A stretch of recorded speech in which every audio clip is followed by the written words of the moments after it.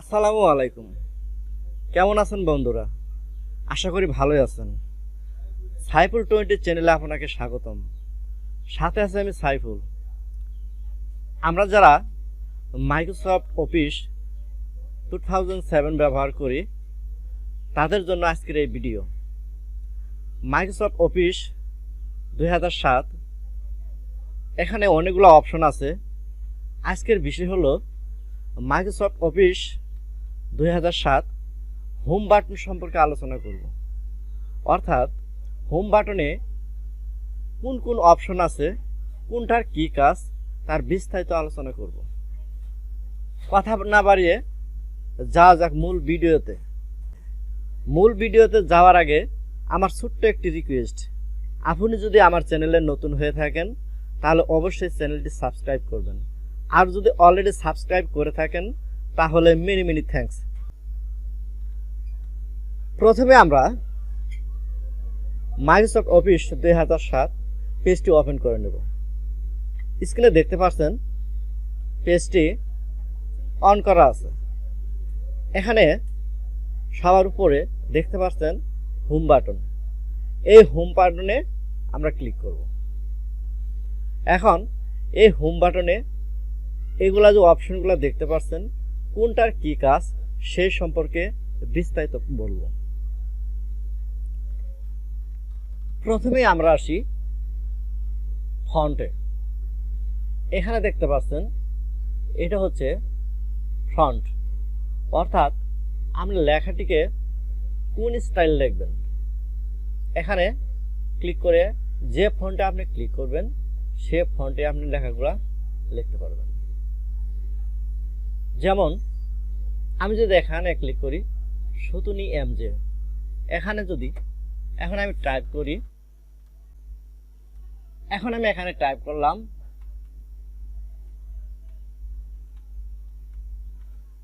আমাদের।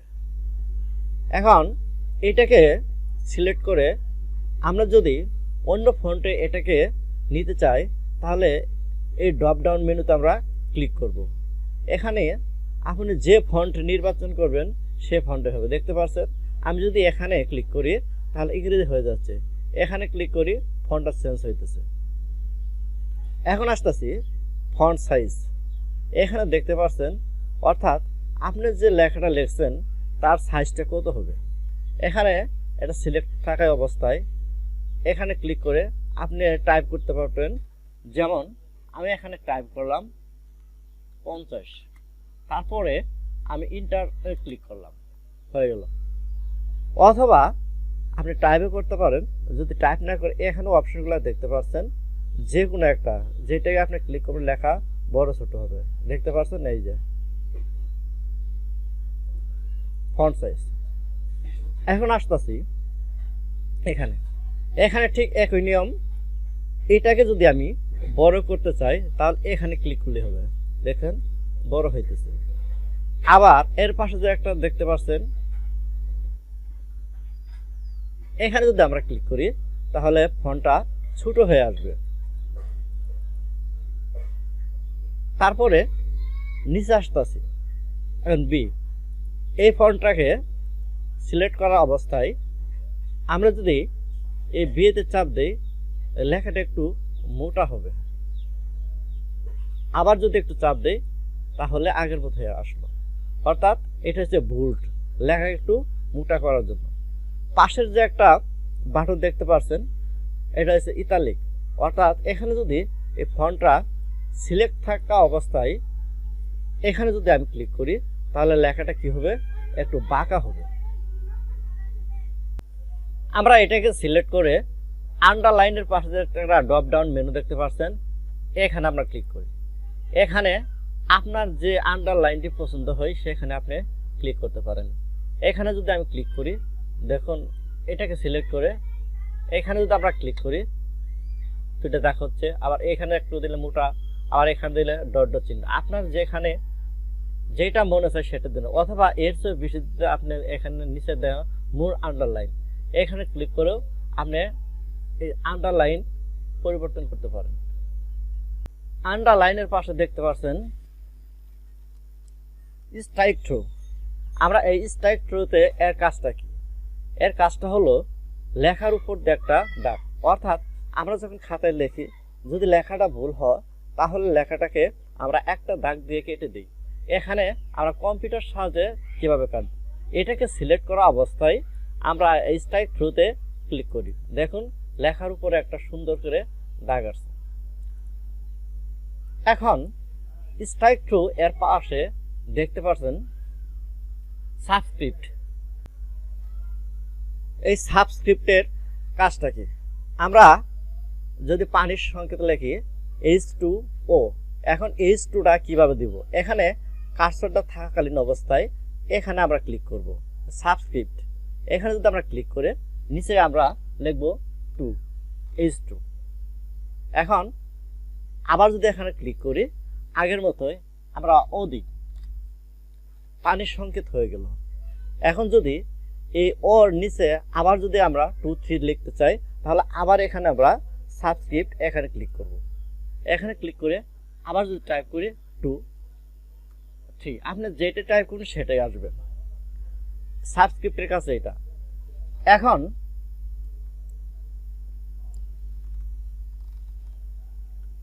আমরা ভগ্নাংশের অথবা জ্যামিতিক ক্ষেত্রে x স্কয়ার y স্কয়ার কিভাবে লিখব? এর জন্য এই সাবস্ক্রিপ্ট এর সাথে দেখতে পাচ্ছেন আমরা x স্কয়ারের উপর যদি x এর স্কয়ার দিতে চাই তাহলে এখানে কার্সরটা থাকাকালীন অবস্থায় আমরা সুপারস্ক্রিপ্ট ক্লিক করে এখানে দেখুন 2 হয়ে গেল। এখন এইটা যদি আমরা x দেই x স্কয়ার হয়ে গেল, এইটা কাজ। তারপরে দেখতে পাচ্ছেন এখানে চেঞ্জ কেস। এই চেঞ্জ কেসের কাজটা কি? যেমন আমি এখানে অনেকগুলা শব্দ লিখলাম বা ওয়ার্ড লিখলাম, বর্ণ লিখলাম। এখানে আমি চাইতেছি যে প্রত্যেকটাই বড় হাতের হবে। আমি এখানে প্রত্যেকটা বর্ণকে ক্যাপিটাল লেটারে রূপান্তরিত করতে চাই। এর জন্য আমরা এখানে চেঞ্জ কেসে ক্লিক করি। এখানে ক্লিক করার পরে আমাদের একটা সামনে পপ আপ মেনু আসছে। এখানে দেখতে পাচ্ছেন লয়ার কেস। এখানে যদি আমি চাপ দিই তাহলে প্রত্যেকটা বর্ণই আপনার ছোট হাতের হবে, স্মল লেটার হবে। আবার এখানে আছে আপার কেস। এখানে যদি আমরা ক্লিক করি তাহলে প্রত্যেকটা লেটার ক্যাপিটাল হবে। এখানে আমরা ক্লিক করলাম, দেখুন প্রত্যেকটা লেটার ক্যাপিটাল হয়েছে। আবার এখানে ক্লিক করে যদি দেই ক্যাপিটাল ইজ ওয়ার্ড, অর্থাৎ যতগুলো আমরা শব্দ লিখব প্রত্যেকটা শব্দের প্রত্যেকটা ওয়ার্ডের প্রথম অক্ষরটা হবে ছোট হাতের। এখানে যদি আমি ক্লিক করি দেখুন প্রথম অক্ষরটা বড় হাতের এবং পরেগুলা ছোট হাতের হয়ে গেছে। এখন আসতেছি টেক্সট হাইলাইট। আমরা অনেকগুলা শব্দ যখন লিখি এর ভিতরে কোনোটাকে আমরা মার্ক করে রাখি যে এটা খুবই গুরুত্বপূর্ণ, কম্পিউটার সাহায্যে সেটা মার্ক করা যায়। এটাকে আমরা সিলেক্ট করলাম। সিলেক্ট করে এখানে যদি আমরা ক্লিক করি তাহলে দেখুন আমাদের সামনে একটা হলুদ কালার হয়ে আসছে। আপনি যদি এই কালারটা পরিবর্তন করতে চান এখানে যে একটা ড্রপ ডাউন মেনু আছে এখানে আমরা ক্লিক করি। এখান থেকে যতগুলো কালার আছে আপনার যে কালারটা ভালো লাগে সেই কালারটা আপনি দিতে পারেন। তারপরে আসছি ফন্ট কালার। ফন্ট কালার হলো এইটাকে আমরা এই লেখাটাকে কালো আছে ব্ল্যাক আছে আমরা অন্য কালারে রূপান্তরিত করতে চাই। এর জন্য এই শব্দটাকে সিলেক্ট করে আমরা যদি এই ফন্ট কালার এখানে ক্লিক করি তাহলে লেখাটা লাল হবে। এখন যদি আমরা অন্য কালার দিতে চান এর পাশে একটা ড্রপ ডাউন মেনু আছে, এই মেনুতে আমরা ক্লিক করি। এখানে ক্লিক করে আপনার যে কালারটা ভালো লাগে সেই কালারটা আপনি দিতে পারেন। এরপরে আসতেছি বুলেট। আমরা প্রত্যেকটা লাইনকে সুন্দরভাবে বুঝতে করার জন্য, অর্থাৎ আমরা দেখাই যেমন কিছু আদেশমূলক কথা বলে হাত বা অন্য কোনো চিহ্ন দেয়, এর জন্য বুলেট ব্যবহার করা হয়। এখানে আমরা ক্লিক করে আপনার যেটা মনে চাই সেটা আপনি দিতে পারেন। এখানে ক্লিক করেন দেখুন এগুলো যতগুলো চিহ্ন আছে আপনি সেই চিহ্নটাই দিতে পারবেন। তারপরে আসতেছি এখানে আপনার নাম্বারিং, অর্থাৎ আমরা অনেকগুলা নাম লিখলাম, এখানে কতগুলা নাম আছে আমরা ক্রমিক নং দিতে চাই, তাহলে প্রত্যেকটাকে এইভাবে সিলেক্ট করে আমাদের 1 2 3 এইভাবে না লিখে আমরা সিলেক্ট থাকা অবস্থায় এই নাম্বারিং এ যদি ক্লিক করি দেখুন আসতে আছে 1 2 3। আপনার যেটা মনে চায় ব্র্যাকেট দিতে পারেন, ইংরেজি দিতে পারেন, যেটা মনে চায় সেটা দিতে পারেন, রোমান পদ্ধতিতেও দিতে পারেন।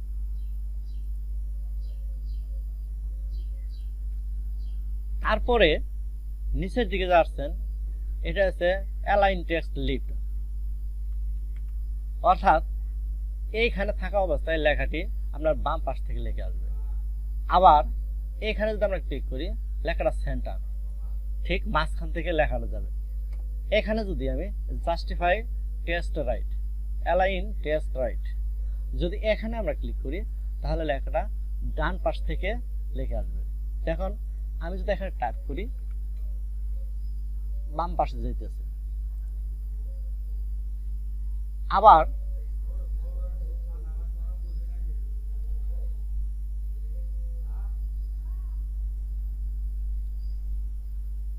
আবার ভাবতেছি যে লেখাগুলা ঠিক সারাটা পেজে হবে, তখন আমরা এখানে ক্লিক করব জাস্টিফাই, এখানে ক্লিক করে লেখাগুলা ঠিক মাঝখানে যাব। যেমন এভাবে লিখতেছি, দেখুন সব এই পাশে যা আসছে এই পাশে তাই আসছে।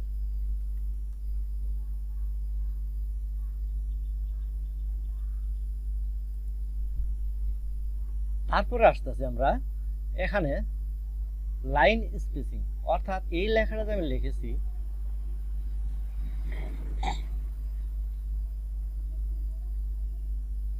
এই লাইনের ভিতরে আমি কতটুকু ফাঁক রাখতে চাই, তার জন্য এখানে যে ড্রপ ডাউন মেনু আছে এখানে ক্লিক করি। এখানে 1 আছে, 1.15, আপনার যেখানে যেটা মনে চায় সেটাই। আমি এখানে 2 দিলাম, দেখুন স্পেসটা হলো এতটুকু। এখানে আবার যদি 1.5 দেই তাহলে লেখার মাঝখানে এতটুকু স্পেস চলে আসছে। শেডিং এর কাজটা কি? এই শেডিং এর কাজ আর এখানে টেক্সট হাইলাইট কাজ একই। যেমন এইটাকে যদি আমি ক্লিক করে এখানে শেডিং এর চাপ দেই লেখাটা ইন্ডিকেট হলো। এখন আসতেছি আমরা এই কলাম বর্ডার, বাটন বর্ডার, এর কাজটা কি? এর কাজটি হলো আমি যদি একটা টেবিল আঁকি, টেবিল, এখন ভাবতেছি যে টেবিল আমি একটা শব্দ লিখবো, তারপর এই ঘরটা থাকবে না, এই ঘর থাকবে না, কিন্তু এখানে দেখা যাচ্ছে যেগুলা লাইন আছে এগুলো আমরা ডিলিট করব। এইগুলা ডিলিট করার জন্য এখানে আমরা যাব বাটন বর্ডার, এখানে ক্লিক করে যদি আমি এখানে লিফটে ক্লিক করি তাহলে এই দাগটা দেখুন মুছে গেল। এখন যদি এই উপরের দাগটাকে আমরা ডিলিট করতে চাই, আবার এখানে ক্লিক করে এখানে আছে টপ বর্ডার, টপ বর্ডারে ক্লিক করলাম, হয়ে গেল।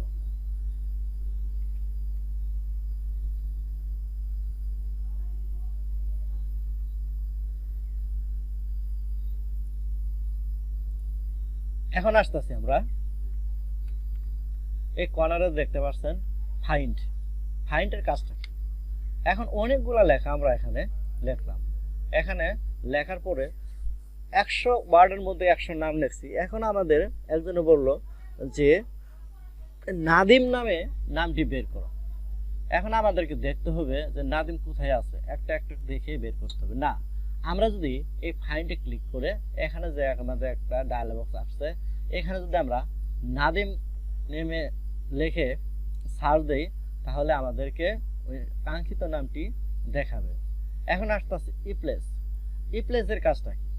ইপ্লেসের কাজ হলো আপনি অনেকগুলা শব্দ লিখছেন, এর ভিতরে একটা শব্দ ভুল হয়েছে, 5টা শব্দ লিখছেন, যেমন আম, আম বানানটা আপনি সরাই আম এইভাবে না লিখে লিখছেন বয়সন্দ্র আকার ম রাম। এখন যখন আপনি এটা প্রিন্ট করছেন, আপনার কাস্টমার দেখলো যে বানানটা ভুল হয়েছে, সঠিক করতে হবে, তখন আপনি কি করবেন, প্রত্যেকটা বানান এভাবে বারবার, আপনার 10টা পেজ যদি থাকে তাহলে এই আম বানানটা আপনার সঠিক করার জন্য 10টা পেজ দেখবেন না। এই 10টা পেজের জন্য আপনি যাবেন ইপ্লেস। ইপ্লেসে গিয়ে এখানে লিখবেন ফাইন্ড প্রিন্ট ওয়ার্ড। এখানে লিখবেন যে বানানটি আপনি সঠিক করতে চান, অর্থাৎ যে বানানটা ভুল হয়েছে ওই বানানটা এখানে আপনি টাইপ করবেন। টাইপ করার পরে আপনি সঠিক কি লিখবেন, যে বানানটা লিখবেন, যে বানানটা ভুল এখানে টাইপ করবেন, আর যে বানানটা তার পরিবর্তে লিখবেন সেটা এখানে টাইপ করবেন। এখানে টাইপ করে এখানে দেখতে পাচ্ছেন ফাইন্ড নেক্সট অথবা ইপ্লেস অল, এখানে যদি ক্লিক করি তাহলে সবগুলোর নাম একত্র হয়ে আসবে। এটার জন্য শুধু এই বিষয়ের জন্য আমার আরেকটি ভিডিও আছে, ভিডিওর লিঙ্কটি এই ডিসক্রিপশনে দিয়ে দিব, আপনারা দেখে নিন।